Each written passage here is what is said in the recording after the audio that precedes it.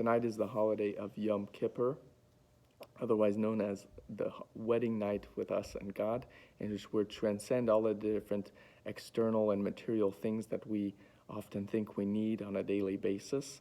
And we are just intimately united with God, the infinity. And so I want this holiday, there's much you can learn about it, but I want this to be very personal and meaningful for you, to take your own lesson out of it instead of what you may read or learn or listen to. And so I wanted to share a couple practical tips to help you be open to listen exactly to what you need to be able to hear. Tip number 1, be present, even now before the fast. Don't anticipate how you're going to feel or anticipate what you're going to have to do during the fast and how you're going to make it. Just be present, even if it's a little bit painful or a little bit uncomfortable. Our words and our thoughts have a lot of meaning. If we decide and tell ourselves, oh, this is how it's going to be, then in a sense we're programming ourselves to feel that way before it's even taken place. So instead, within step 2, be curious. Now, step 2, being curious. What does that mean?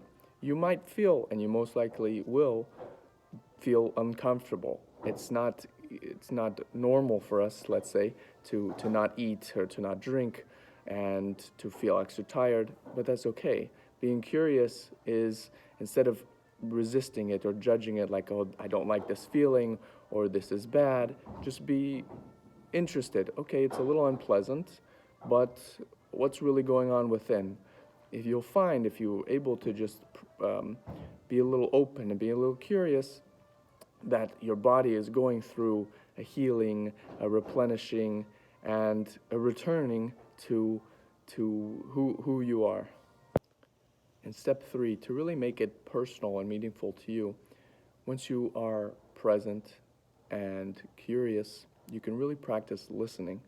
And so you can get beyond the different internal and external noise and the emotions that are going, and you can really tune into what's really coming up for you, meaning what emotions, what thoughts are coming up. That's something that you haven't looked at for a while. It's like when you have a cut, it's pus coming up from the wound.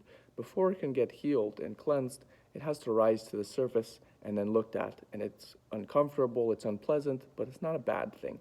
So if you can practice being present and practice being curious, you'll really harness the ability to listen to what exactly Yom Kippur is here for you. And with that, I'm wishing you Gemar Chatima Chasiva Tova, which is that on Rosh Hashanah we were signed in the book of life, and then now we wish each other that they should be sealed for a good life of abundance, success, blessing, health, and to recognize that that's who we naturally really are. And once we get beyond these different limitations, as this holiday is here to teach us, then we can really tap into that. And it's never about changing who we are or becoming somebody new. It's always about returning to who we actually and truly are. Take care.